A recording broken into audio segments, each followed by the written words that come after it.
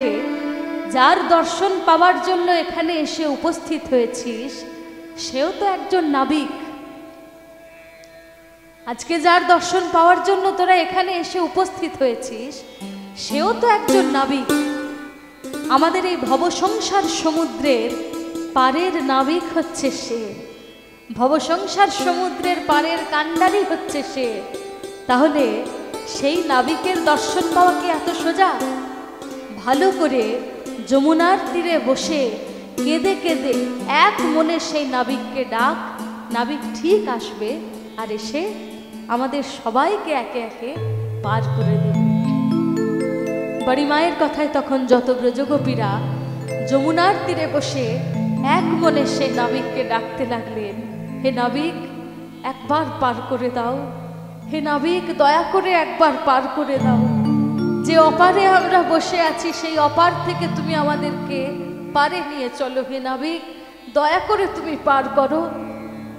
যত ব্রজগোপীরা যমুনার তীরে বসে কেঁদে কেঁদে নাবিককে ডাকছে, এই যে ব্রজগোপীরা আজকে যেভাবে নাবিককে ডাকছেন যে নাবিক আমরা অপারে পড়ে আছি, তুমি পারে নিয়ে চলো, যে পারে গেলে তোমার শ্রীচরণ দুটি লাভ করা যায়, তোমার শ্রীচরণ একবার স্পর্শ করতে পারি, সেই পারে তুমি আমাদেরকে নিয়ে চলো নাবিক।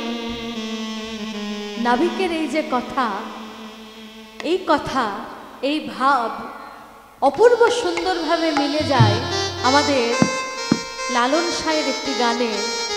সেই গানে লালন সাঁই বলছেন একই কথা।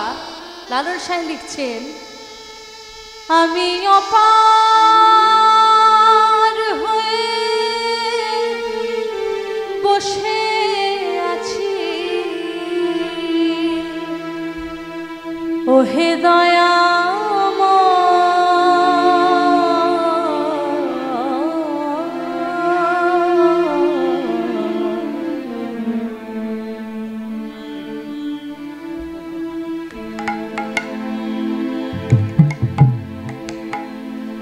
পারে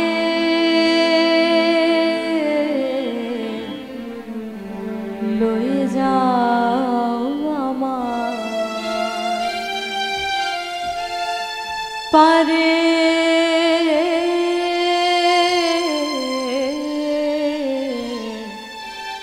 লয়ে যাও আমার। হে নাবিক যে অপারে আমরা পড়ে আছি, যে অপারে বসে আছি, সেই অপার থেকে তুমি আমাদেরকে পারে নিয়ে চলো নাবিক, একবার পার করে দাও, একবার উদ্ধার করে দাও।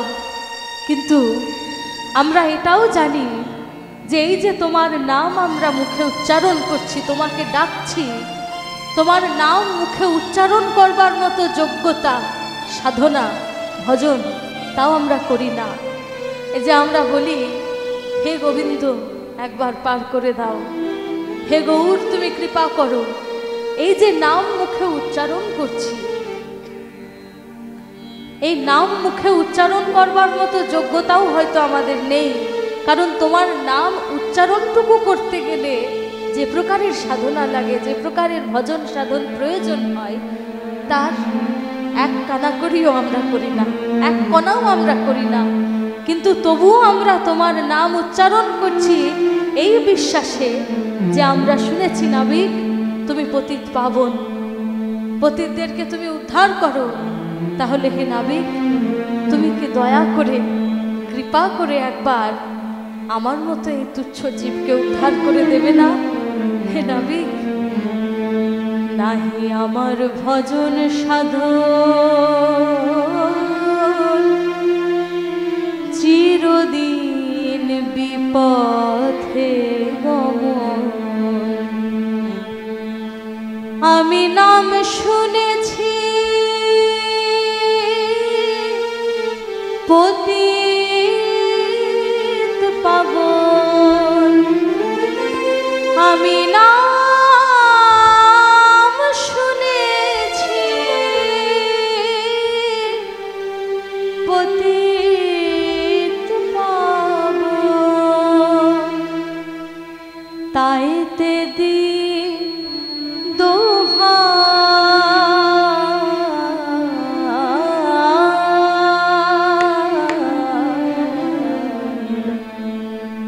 পারে লয়ে যাও আমায়। হে নাবিক, একবার দয়া করে আমাদেরকে পার করে দাও নাবিক, একবার পার করে দাও।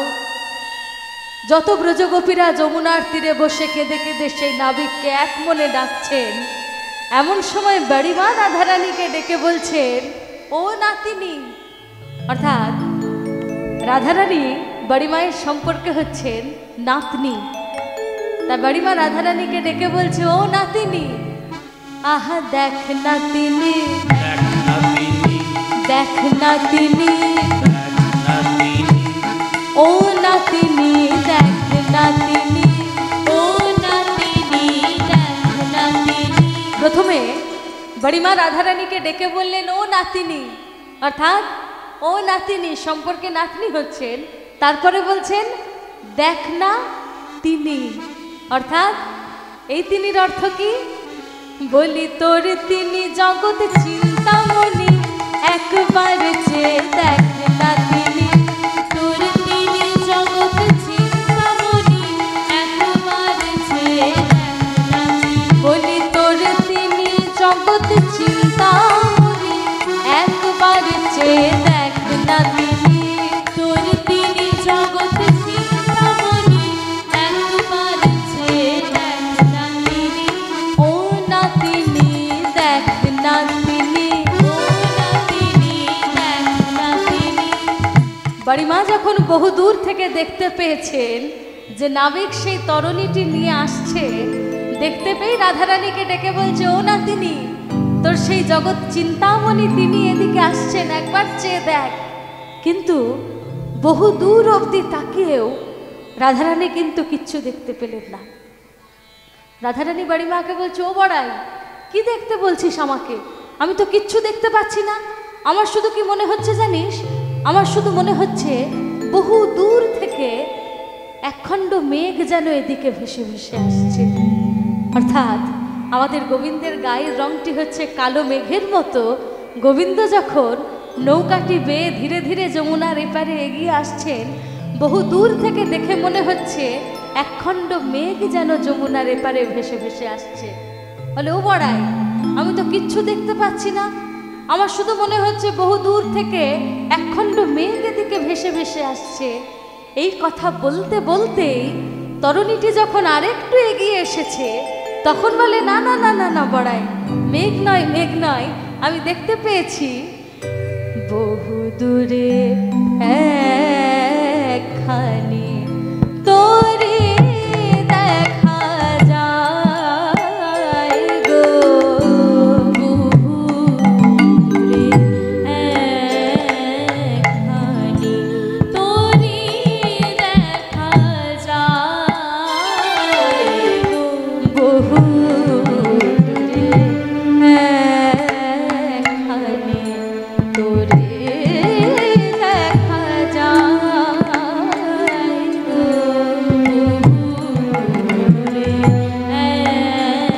একখানি তোরে দেখা যায় গো। তোরে কখনো ভাসে, কখনো ডোবে, কখনো ভাসে, কখনো ডোবে, তোরে কখনো ভাসে, কখনো ডোবে, কখনো ভাসে, কখনো ডোবে, মাঝে যমুনায় গো, তোরে কখনো ভাসে, কখনো ডোবে, মাঝে যমুনায় বহু দূরে একখানি তোরে দেখা যায় গো, দূরে একখানি। বড়াই, আমি তো কিচ্ছু দেখতে পাচ্ছি না। আমার মনে হচ্ছে বহু দূর থেকে একটি তরী এদিকে ভেসে ভেসে আসছে।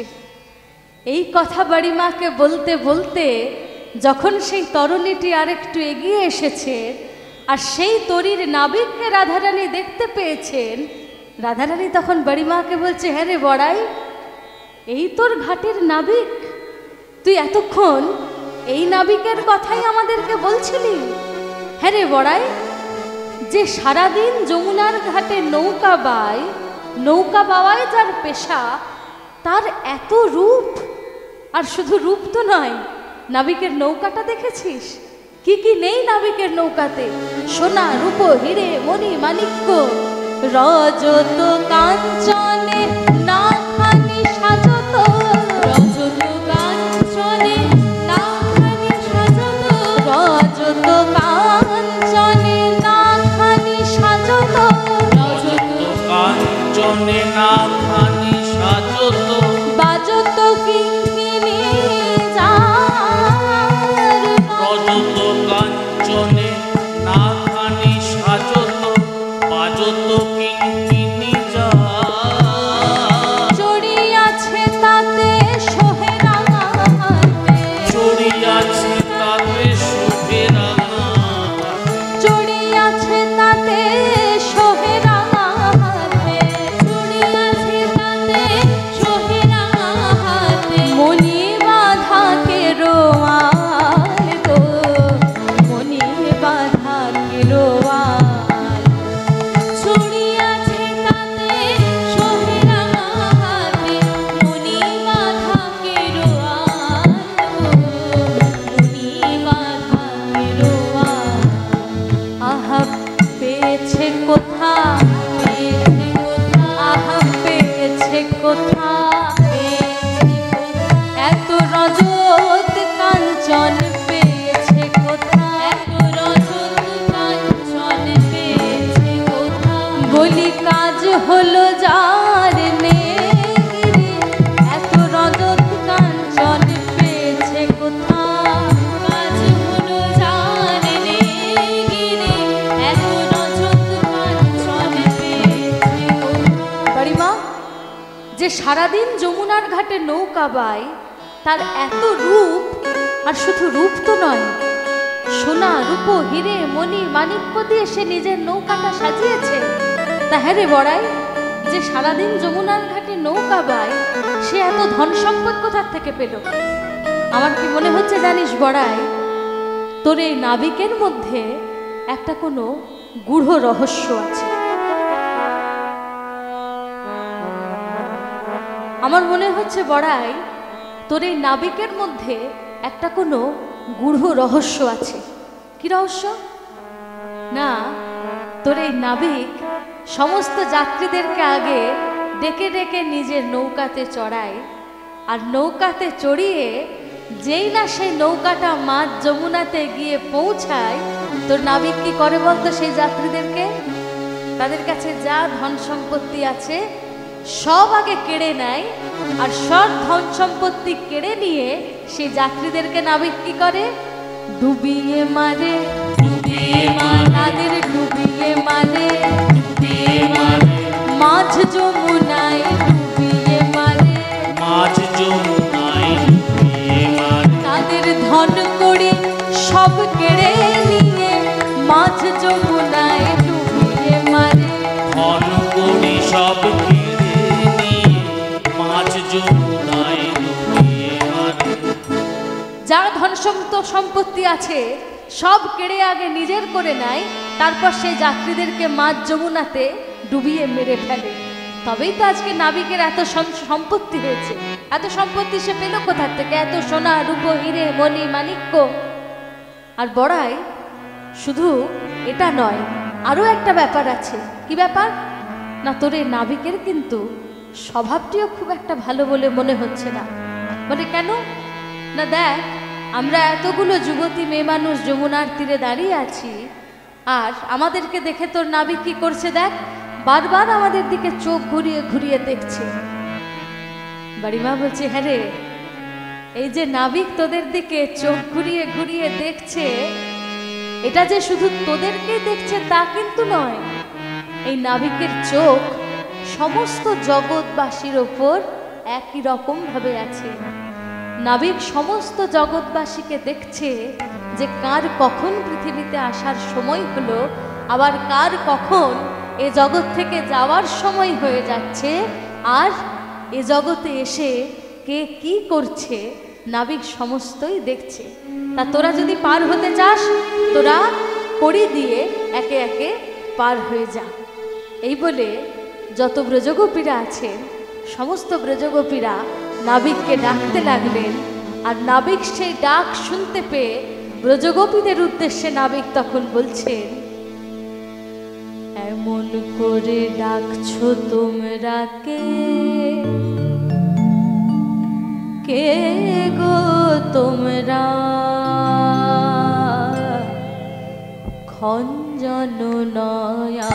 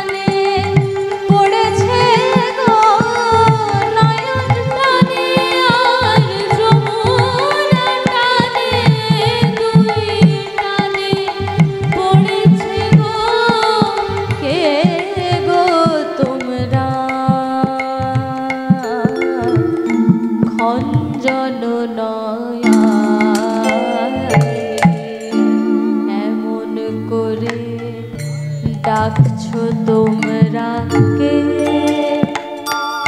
কে গো তোমরা, খঞ্জন নয়া। নাবিক ধীরে ধীরে তরণীটি তীরের পানে নিয়ে আসেছেন। আর তীরের পানে নিয়ে আসতেই ব্রজগোপীরা সেই নাবিকের নৌকোতে চড়তে যাচ্ছেন। আরে আরে আরে, নৌকাটা তীরের পানে আনা মাত্রই যে তুমি আমাদের নৌকোতে চড়তে যাচ্ছ, তুমি আমার এই নৌকার নিয়ম জানো, সময় জানো যে তুমি আমার নৌকোতে চড়ছ? বলে, ও নাবিক, এত কষ্ট করে, এত কান্নাকাটি করে, এত ডাকাডাকি সাধাসাধির পরে তুমি এলে,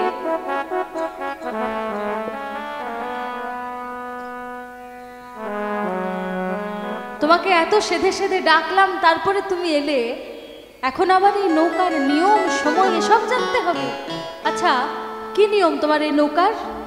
না, আমার নৌকোর প্রথম নিয়ম হচ্ছে, আমার নৌকোতে যদি পার হতে চাও, প্রথমেই আমাকে আগে 16 আনা আমার কাছে জমা করতে হবে। বাড়িমা বলছে, ও নাবিক, আমরা গরিব মানুষ, তোমাকে যদি 16 আনা জমা করতেই পারি, তাহলে আর আমরা গরিব থাকবো কেন? আমাদের কাছে যদি এতই কড়ি থাকবে, তাহলে আমরা গরিব কেন হব? ও নাবিক, 16 আনা তো আমাদের কাছে নেই, তাহলে আর তোমার নৌকোতে আমাদের পার হওয়া বোধহয় হলো না। কিন্তু এই যে নাবিক বলছেন যে আগে 16 আনা জমা করে তারপরে আমার নৌকোতে চড়তে হবে, এখানে 16 আনা অর্থাৎ নাবিক কিন্তু টাকা পয়সার কথা বলছেন না। এই নাবিক অন্য নাবিক, এ নাবিক হচ্ছে আমাদের ভবসংসার সমুদ্রের পারের কাণ্ডারি স্বয়ং শ্রী গোবিন্দ। তিনি কখনোই পার করার জন্য বা কোনো ভক্তের কাছে টাকা পয়সা তিনি চান না। তিনি 16 আনা অর্থাৎ কি বোঝাতে চাইছেন, দুরকম হতে পারে। এক হচ্ছে 10 ইন্দ্রিয় এবং ষড়রিপু, যার বলিদান না হলে গোবিন্দ কৃপা লাভ কখনো সম্ভব নয়। আর দ্বিতীয় অর্থাৎ 16 আনা কথাটা আমরা ব্যবহার করি কিরকম অর্থে, সব কিছু বা সমগ্র। যখন আমরা বলি যেটা একটা 16 আনার অনুষ্ঠান, মানে সেই জায়গার সবাই সেই অনুষ্ঠানটার সাথে সংযুক্ত, সবাই মিলে, কোনো একটা আলাদা পাড়ার নয় বা কোনো একটা আলাদা বাড়ির নয়। 16 আনা অর্থাৎ সবাই, সমস্ত। তো ব্রজগোপীরা নাবিককে যদি 16 আনা দিতে পারে, অর্থাৎ নিজের বলতে যা কিছু আছে সব কিছু যদি নাবিকের চরণে কেউ সমর্পণ করে দিতে পারে, তবেই নাবিক তাকে পার করবে। এই হচ্ছে নাবিকের প্রথম নিয়ম। আর দ্বিতীয় নিয়ম কি না, দ্বিতীয় নিয়ম হচ্ছে আমার নৌকোতে পার হতে গেলে 1 লক্ষ্য হতে হয়, অর্থাৎ লক্ষ্যটাকে এক জায়গাতে স্থির রাখতে হয়, 1 মন হতে হয়। বাড়িমা তখন বলছে, নাবিক 16 আনা যদিও বা কষ্ট করে দেওয়া কখনো সম্ভব, কিন্তু 1 মনটাকে এক জায়গাতে স্থির করা এ তো অত্যন্ত কঠিন। এই যে যতক্ষণ এখানে গান হচ্ছে, হরিবাসরে যতজন বসে আছেন, সবার মন কি সর্বক্ষণ প্রত্যেকটা মুহূর্তে এই হরিবাসরের মধ্যেই আছে? সম্ভব? সংসারী মানুষ প্রত্যেকে। তখনই বাড়ির একটা কথা, বাড়ির একটা কাজ, অন্য নানান রকমের চিন্তা মাথার মধ্যে আমাদের চলে আসে, মনের মধ্যে চলে আসে। তো সেই মনটাকে এক জায়গাতে স্থির করা, যেই মনের কিনা ধর্মই হচ্ছে ভ্রময়ন্তি মুহুর্মুহু, মুহূর্তের মধ্যে এখানে ওখানে ভ্রমণ করা, এটাই হচ্ছে মনের ধর্ম। সেই মনটাকে এক জায়গাতে স্থির করা সম্ভব? সেই মনটাকেও কিন্তু এক জায়গাতে স্থির করা সম্ভব। কিভাবে সম্ভব না, এখানে একটা সুন্দর একটা ছোট্ট গল্পের মাধ্যমে এই যে মনটাকে এক জায়গাতে স্থির করা কিভাবে সম্ভব, একটা ছোট্ট গল্পের মাধ্যমে এই কঠিন প্রশ্নটার একটা উত্তর খুব সুন্দরভাবে দিয়েছেন পরম পূজ্য গঙ্গানন্দ ব্রহ্মচারী মহারাজজি। তিনি, আপনাদের যদি ধৈর্য থাকে এবং অনুমতি থাকে, তাহলে আমি খুব ছোট্ট করে গল্পটা একটু বলবো এখানে। এটা গল্প নয়, এটা আসলে এই প্রশ্নটার উত্তর, যে মনটাকে কিভাবে এক জায়গাতে স্থির করা সম্ভব।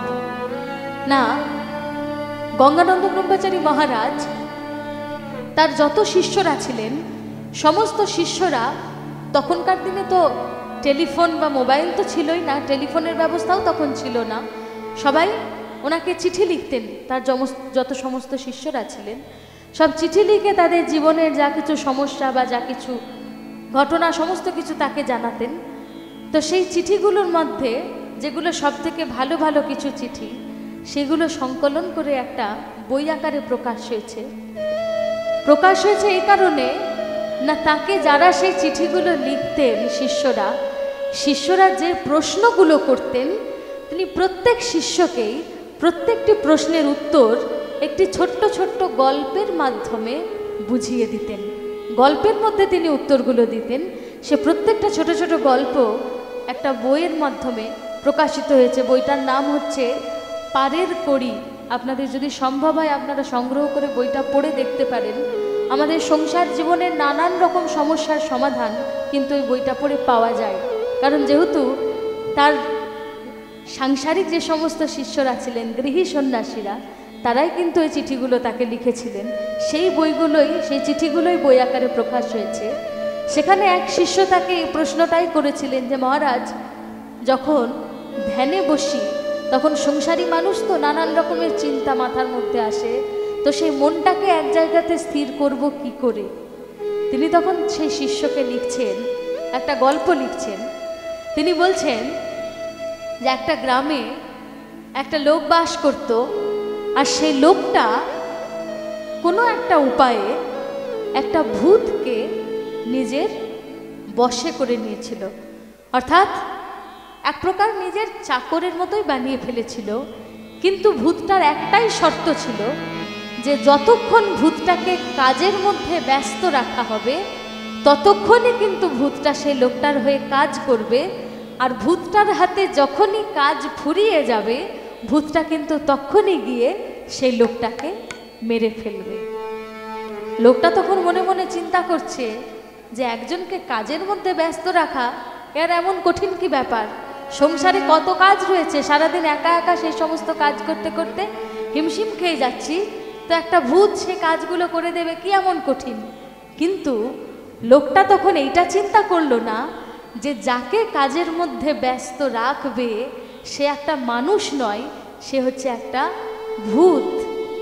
একটা মানুষের যে কাজটা করতে 2 ঘন্টা সময় লাগবে, ভূত কিন্তু নিজের মায়া বলে 1 মুহূর্তের মধ্যে সেই কাজটা শেষ করে ফেলছে। এটা কিন্তু লোকটা তখন চিন্তা করেনি। ভূতটাকে নিয়ে এসেছে, এবার ভূতটাকে যাই কাজ বলে ভূত তো নিমেষের মধ্যে সেই কাজ শেষ করে দেয়। এবার কাজ দিতে দিতে দিতে দিতে লোকটা নিজের একটা অপূর্ব সুন্দর বাড়ি, ঘরের সামনে বাগান, রাজপ্রাসাদের মতো বাড়ি, নানান রকম দামি দামি খাবার, সোনা রূপো হিরে মণি মুক্ত যত রকম ধন সম্পত্তি হতে পারে সব কিছু নিজের করেছে। এবার আর কি কাজ দেবে? আর কোনো কাজ খুঁজে পাচ্ছে না ভূতটাকে দেওয়ার মতো। ভূতেরও হাতে কাজ শেষ হয়ে গেছে। ভূত এবার যাচ্ছে সে লোকটাকে মেরে ফেলার জন্য। ভূতের তো শর্ত ছিল কাজ শেষ হয়ে গেলেই আমি তোমাকে মেরে ফেলবো। লোকটার প্রাণের ভয়ে দৌড়তে আরম্ভ করেছে। দৌড়তে দৌড়তে দৌড়তে দৌড়তে গিয়ে একটা বনের মধ্যে ঢুকে গেছে। আর সেই বনের মধ্যে ঢুকেই লোকটা দেখতে পেয়েছে একজন মুনি ঋষি, তার বনের মধ্যে একটা ছোট্ট কুটির, সেই কুটিরের বাইরে বসে সেই মুনিবর ধ্যান করছেন। সেই ধ্যানস্থ মুনি ঋষিকে দেখেই লোকটা গিয়ে মুনিবরের চরণে গিয়ে পড়েছে যে প্রভু, আপনি আমাকে একমাত্র এই বিপদ থেকে রক্ষা করতে পারেন, এই এই ব্যাপার, আপনি আমাকে রক্ষা করুন, প্রাণ ভিক্ষা চাইছি আপনার কাছে। তখন মুনিবর বলছে দাঁড়াও, ভূতটাকে আগে আসতে দাও। ভূতটাও পিছন পিছন দৌড়তে দৌড়তে সেই মুনিবরের আশ্রমের সামনে এসে উপস্থিত হয়েছে। এসেই এবার লোকটাকে মারতে যাচ্ছে। বলে দাঁড়াও, তোমাকে কাজ দিলে তুমি তো আর একে হত্যা করবে না, তোমার হাতে তো কাজ ফুরিয়ে গেছে, আমি তোমাকে একটা কাজ দিচ্ছি। কি কাজ? এই যে আমার আশ্রমের সামনে এই যে বাঁশের খুঁটিটা রয়েছে, এই বাঁশের খুঁটিটা ধরে তোমাকে যতক্ষণ না আমি থামতে বলবো ততক্ষণ তুমি এই খুঁটিটা ধরে ওঠানামা করতে থাকো। এবার এই বাঁশের খুঁটি ধরে ওঠানামা করতে থাকার যে কাজ, সেই কাজের তো আর কোনো শেষ নেই, কোনো শুরুও নেই, সে তো হতেই থাকবে। সেই বাঁশের খুঁটির মধ্যে ভূতটাকে চিরজীবনের মতো সেই মুনিবর বন্দি করে দিলেন। তাহলে এখানে এই প্রশ্নের উত্তরটা কিভাবে আসছে না, এই যে ভূতটা যে সর্বক্ষণ কাজ কাজ কাজ কাজ করে লোকটাকে পাগল করে ফেলছিল, কাজ না পেলেই লোকটাকে হত্যা করতে যাচ্ছিল, এই ভূতটা হচ্ছে এক প্রকার আমাদের মন। আমরা না চাইতেও কিন্তু আমাদের মন আমাদেরকে তাড়িয়ে বেড়ায়। সবসময় কিন্তু আমরা চাই না এমন কোনো কাজও মনটা আমাদেরকে দিয়ে করায়। তাহলে সেই ভূতের মতো মনটাকে কি করতে হবে? সে ভূতটাকে যেরকম খুঁটির মধ্যে বন্দি করে রাখা হলো, মনটাকেও একটা খুঁটির মধ্যে বেঁধে দিতে হবে, অভ্যেস করতে হবে। ওঠানামা করতে করতে করতে করতে একসময় মনেরও অভ্যাস হয়ে যাবে সেই খুঁটিটা ধরে ওঠানামা করা। মন তখন আর কোথাও সরে যাবে না, মন এক জায়গাতেই থাকবে। সেই খুঁটিটা কি? সেই খুঁটিটা হচ্ছে হরি নামের খুঁটি, বা যাদের দীক্ষা হয়ে গেছে অতি ভাগ্যবান যারা, গুরু মন্ত্রের খুঁটি। সেই গুরু মন্ত্রের খুঁটির মধ্যে বা হরিনামের খুঁটির মধ্যে যদি মনটাকে একবার বেঁধে দেওয়া যায়, তাহলে মনটা কিন্তু এক জায়গাতে স্থির হতে বাধ্য। এক মন হওয়া সম্ভব। তাহলে নাবিকের এই হচ্ছে দুই শর্ত, যে এক মন হতে হবে আর 16 আনা দিতে হবে, তবেই নাবিক পার করবেন ব্রজগোপীদেরকে। তা ব্রজগোপীগণ, তোমরা যদি পার হয়ে হতে চাও, তোমরা আমাকে কড়ি দিয়ে পার হয়ে যাও। তা না হলে কি হচ্ছে বলো তো, এই যে তোমাদের সাথে এত কথা বলছি, এই কথায় কথায় আমার কথায় কথায় বেলা যায়, কথায় কথায় বেলা যায়, কথায় কথায় বেলা যায়, কথায় কথায় বেলা যায়। পামা গামা গা সা গামা পামা গামা পানি সারে নি সানি পা মা পানি মা পদা মা পগা মা মা গা। রাগ বেহাগ অনেকেই জানেন, যারা গান বাজনা করেন তারা অবশ্যই জানেন, আর যারা বেহাগ রাগ হয়তো সেভাবে শোনেননি, কিন্তু বেহাগ রাগের অনেক গান শুনেই থাকবেন। তার কারণ হচ্ছে রাগ বেহাগে আমাদের স্বয়ং বিশ্বকবি রবীন্দ্রনাথ ঠাকুর প্রচুর গান রচনা করেছেন। রবীন্দ্রনাথ ঠাকুরের বোধহয় বেহাগ রাগের ওপর আলাদা রকমেরই ভালোবাসা ছিল। বেহাগ রাগ হয়তো তিনি বেশি পছন্দ করতেন, সেজন্য ওনার যত গান আছে বেহাগ রাগের গান বোধহয় সবচেয়ে বেশি। যেরকম অত্যন্ত পরিচিত কিছু গান আছে রবীন্দ্রনাথ ঠাকুরের বেহাগ রাগের। শ্রাবণের ধারার মতো পড়ুক ঝরে, পড়ুক ঝরে তোমারি সুরটি আমার মুখের পরে বুকের পরে। আরো অনেক গান আছে রবীন্দ্রনাথ ঠাকুরের বেহাগ রাগের। তোমারও আসিবে প্রাণ মন লয়ে, যত দূরে আমি ধার, কোথাও দুঃখ কোথাও মৃত্যু, কোথাও বিচ্ছেদ নাই,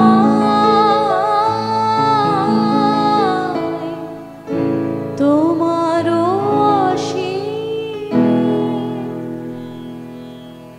প্রচুর গান আছে রবীন্দ্রনাথ ঠাকুরের বেহাগ রাগের। এখন ব্রজগোপীদের সাথে কথায় কথায় যেরকম আজকে গোবিন্দের বেলা বয়ে যাচ্ছে, সেরকম রবীন্দ্রনাথ ঠাকুরের বেহাগ রাগের গান অন্তত আপনাদের কৃপায়, আপনাদের আশীর্বাদে আমি যে কটা গান জানি সে কটা গান একটু একটু করে গাইতে থাকলেও আজকে অযথাই শীতের রাতে অনেকটা রাত হয়ে যাবে। সুতরাং সে জায়গাতে গিয়ে আর লাভ নেই, যেখানে ছিলাম সেখানে আবার ফিরে আসবো।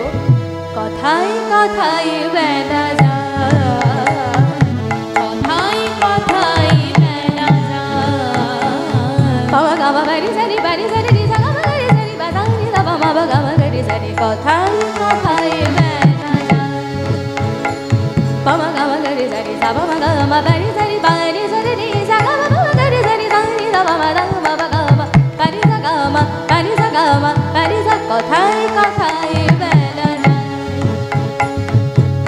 গামা বাড়ি জানি বাড়ি জানি নি জাগা বাবা গাড়ি জানি বাড়ি জানি নি জাগা বাবা নি বাবা গামা গাড়ি জা নি বাবা বাবা গামা বাড়ি জা। কথায় কথায় বেলা যায়, বাড়ি জানি নি জাগা বাবা গাড়ি জানি দা বাবা গাড়ি দা বাবা জানি জাগা জানি দা বাজা বাড়ি দা বাবা বাবা গামা বাজা বাড়ি দা বাবা বাজা নি দা বাগাড়ি জানি জাগা দা বাজা নি দা বাবা বাগাড়ি দা বাজা নি দা বাবা বাগাড়ি জানি বাবা গাড়ি জানি বাগাড়ি জানি দা বাজা নি দা বাবা গানি দা বাবা গামা নি দা বাবা গামা বাবা গাড়ি জানি জাগা বাবা। কথায় কথায় বেলা যায় যায়, কথায় কথায় বেলা যায়, কথায় কথায় বেলা যায়।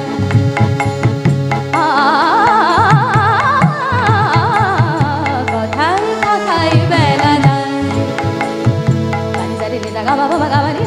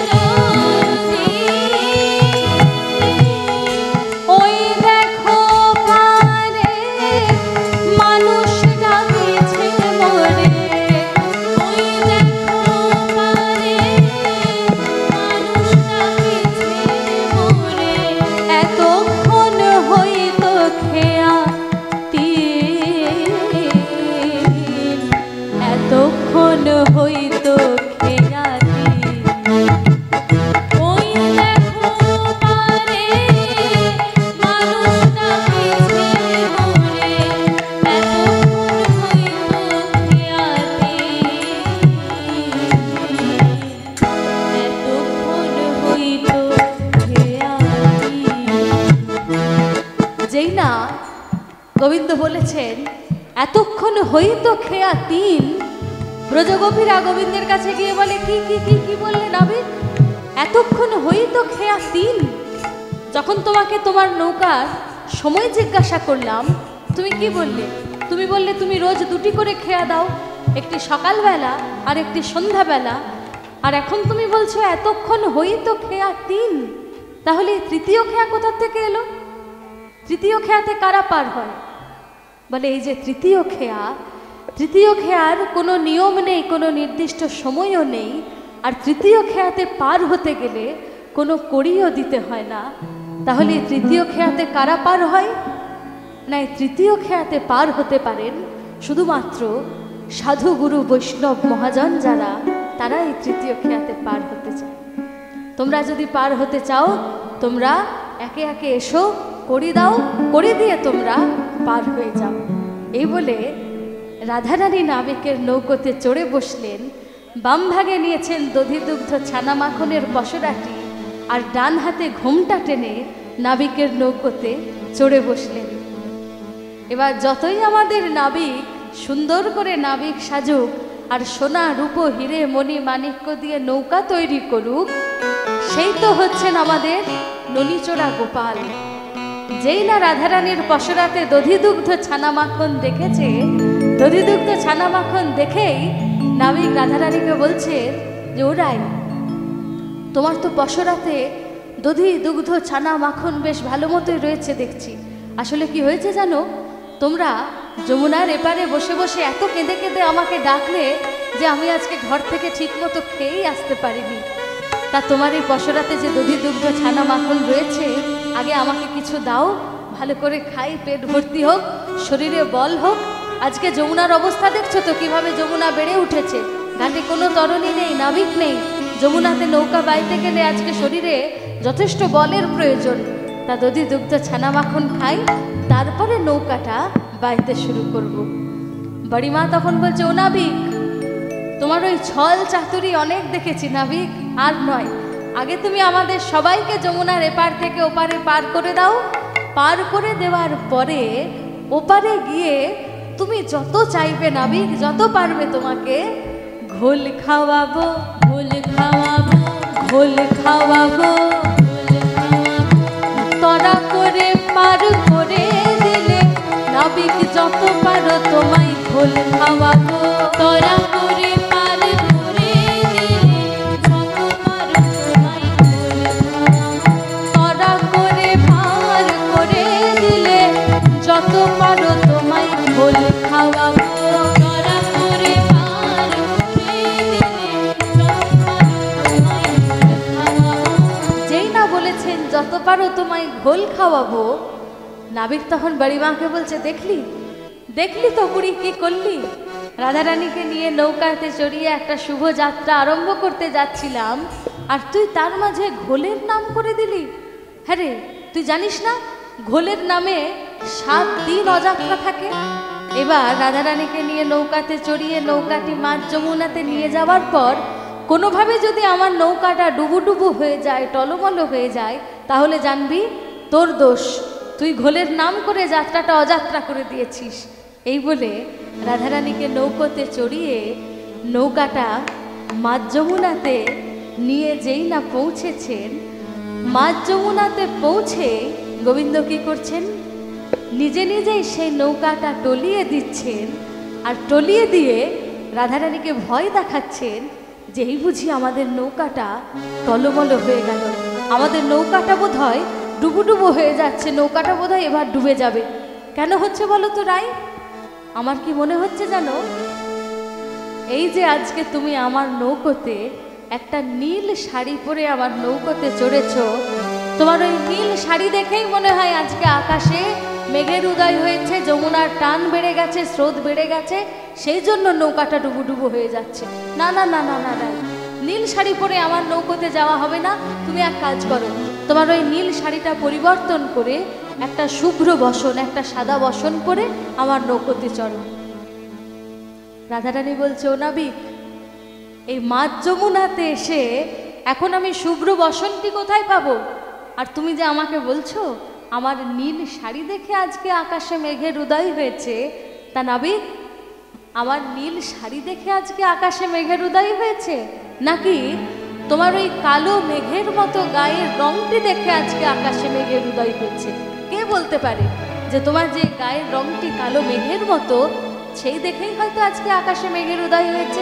তাহলে একটা কাজ করি, তোমার এই গায়ের রংটা পরিবর্তন করে কালো বর্ণ থেকে গৌর বর্ণ করে দিই, আর আমিও নীল শাড়ি পরিবর্তন করে শুভ্র বসন করি, তাহলে আকাশে মেঘও আসবে না, নৌকাও ডুবুডুবু হবে না। বলে, রাই, গায়ের বর্ণ কি কখনো পরিবর্তন করা যায়? গায়ের বর্ণ পরিবর্তন করে কালো বর্ণ থেকে গৌর বর্ণ করবে কি করে? বলো, কেন? আমার এই যে পশরাতে দধি, দুগ্ধ, ছানা, মাখন সব রয়েছে, এখান থেকে দধিটি বের করে, দইটি বের করে তোমার সারা গায়ে ভালো করে মাখিয়ে দিই, তাহলেই তোমার গায়ের বর্ণটা কালো বর্ণ থেকে গৌর বর্ণ হয়ে যাবে। নাবিক তখন রাধারানীকে বলছে, হ্যাঁ গো রাই, আমার এমন সুদিন কবে বা হবে, এমন সুদিন কবে বা হবে, আমার এমন সুদিন কবে বা হবে, এমন সুদিন কবে বা হবে, কবে কালো ঘুষে গৌর হব, আমার এমন সুদিন কবে বা হবে, কবে কালো ঘুচে গৌর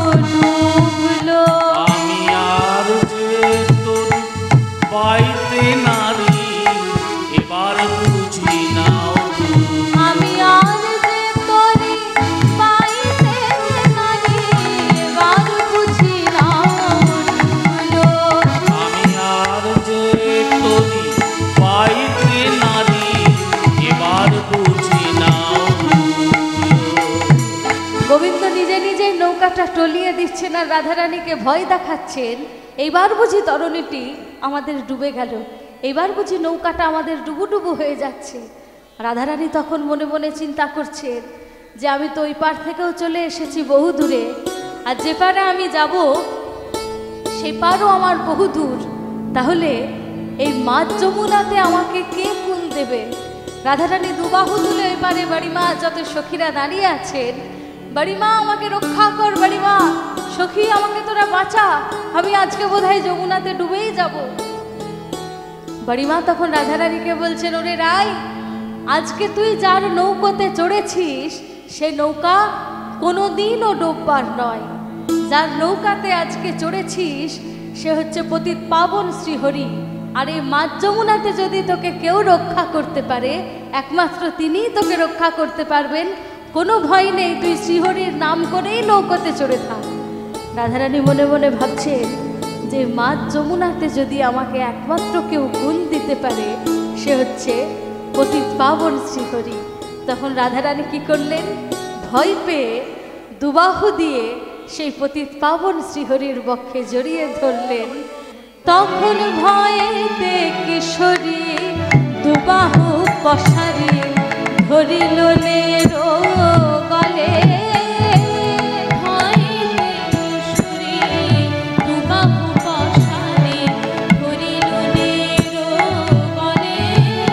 তখন ভয়েতে কিশোরী দুবাহু পশারি ধরিল নেরো গলে।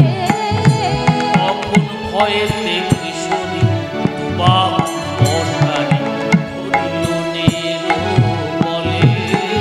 আহারাই কোলে করি রসিক মুরারি, রাই কোলে করি রসিক মুরারি। আহারাই কোলে করি রসিক মুরারি, রাই কোলে করি রসিক মুরারি। ঝাঁপ দিল যমুনার জলে রে, ঝাঁপ দিল যমুনার জলে। আহারাই কোলে করি রসিক মুরারি, ঝাঁপ দিল যমুনার জলে রে, ঝাঁপ দিল যমুনার জলে। আহা যমুনার বাসনা পূর্ণ হলো, বিদায় গৌর প্রেমানন্দে হলো। উলুধ্বনি দিন, উলুধ্বনি দিন। আহা যমুনার বাসনা পূর্ণ হলো, যমুনার বাসনা পূর্ণ হলো। রাধা গোবিন্দের যুগল চরণ পেয়ে যমুনার বাসনা পূর্ণ হলো। রাধা গোবিন্দের যুগল চরণ পেয়ে যমুনার বাসনা পূর্ণ হলো। আজকে গোবিন্দ তরি ভাসিয়েছিলেন কেন? যমুনার মনোবাসনা পূর্ণ করবেন বলে, যমুনার পক্ষে যুগল চরণ দেবেন বলে আজকে নৌকা ভাসিয়েছিলেন। আর আজকে যমুনার সেই মনোবাসনা পূর্ণ হয়েছে, রাধা গোবিন্দের যুগল চরণ পেয়েছেন যমুনা।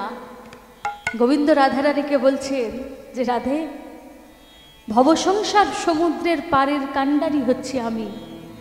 ভবসংসার সমুদ্রের প্রত্যেকটি জীবকে আমি পার করে থাকি, কিন্তু রাধে একদিন আমারও তো ওপারে যাওয়ার সময় আসবে, আমাকেও তো একদিন ওপারে যেতে হবে। আমি সবাইকে পার করি, যেদিন আমার পারে যাওয়ার সময় আসবে আমাকে সেদিন কে পার করবে? হে রাধে, আমার যেদিন ওপারে যাওয়ার সময় আসবে সেদিন আমি তোমার নাম নিয়ে পার হয়ে যাব।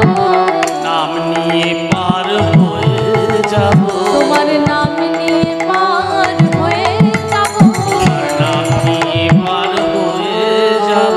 রাধে তুমি আমার পারের নাবিক, নাম নিয়ে পার হয়ে যাব। তুমি আমার পারের নাবিক, নাম নিয়ে পার হয়ে যাব। রাধে তুমি আমার পারের নাবিক, নাম নিয়ে পার হয়ে যাব। তুমি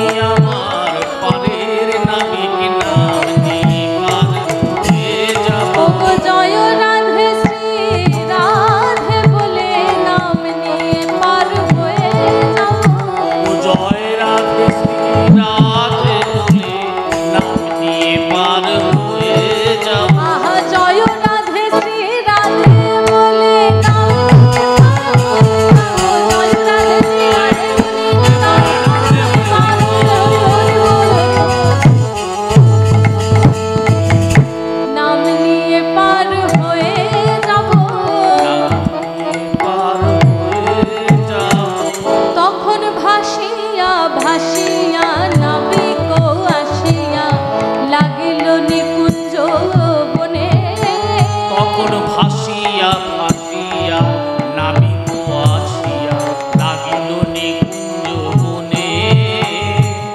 যে বা মনে ছিল বিধি মিলা বলো, যে বা মনে ছিল বিধি মিলা বলো, দাস জগন্নাথ ভনে রে, দাস জগন্নাথ ভনে। যে বা মনে ছিল বিধি মিলা বলো, দাস জগন্নাথ ভনে রে, দাস জগন্নাথ ভনে। আজ যমুনার বাসনা পূর্ণ হলো, যমুনার বাসনা পূর্ণ হলো, আজ যমুনার বাসনা পূর্ণ হলো। যমুনার বাসনা পূর্ণ হলো, রাধা গোবিন্দের যুগল চরণ পেয়ে যমুনার বাসনা পূর্ণ হলো। রাধা গোবিন্দের যুগল চরণ পেয়ে যমুনার বাসনা পূর্ণ হলো। রাধা গোবিন্দকে যমুনার তীর হতে নিকুঞ্জ মন্দিরে নিয়ে এলেন যত সখীরা। নিয়ে এসে দোহার বদনে দধি দুগ্ধ ছানা মাখন দিয়ে সেবা করে সে প্রসাদ যত সখীরা নিজেদের মধ্যে ভাগ করে নিলেন।